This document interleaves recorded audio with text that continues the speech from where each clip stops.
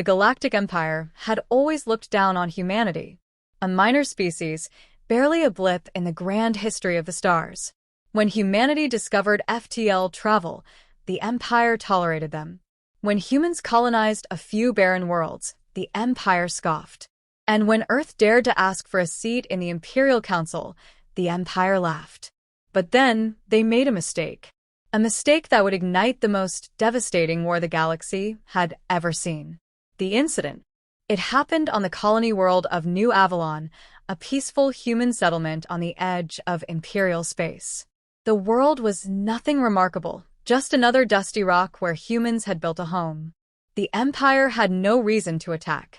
No reason, except for arrogance. A minor skirmish with Imperial patrols led to a brutal crackdown. Imperial soldiers stormed the colony, executing anyone who resisted. When they found a woman named Sarah Callahan, a former Marine, now a mother, they gunned her down in the streets. Her son, a 6-year-old boy named David, tried to shield her. The soldiers laughed as they killed him, too. They made sure the scene was recorded, a warning to other humans. They broadcasted it across the stars. The rage of a species. They thought humans would be afraid. That Earth would bow its head, accept the punishment, and beg for mercy. They were wrong. The moment the footage reached Earth, everything changed. Every city fell silent. Every screen replayed the same scene, a mother and her child, murdered in cold blood. The world watched in horror. Then, in fury, the leaders of Earth gathered in Geneva, and within hours, every human nation, divided for centuries, stood as one. The United Nations was dissolved. It was replaced by the Terran War Council. There would be no negotiations, no peace talks, no diplomacy, only war. Humanity unleashed. The Empire expected protests. They got an invasion. Within a month, Earth's fleets, once considered outdated and laughable, smashed through the Imperial border. They didn't fight for territory. They didn't fight for resources. They fought for vengeance. Every human soldier carried the image of Sarah and David in their HUDs. Every ship bore their names. The first Imperial world to fall was Zalith Prime. The humans didn't just defeat the defenders, they annihilated them. Imperial forces, used to ceremonial battles and slave uprisings, had never faced an enemy that fought like this. Humans did not retreat. They did not surrender. They did not negotiate.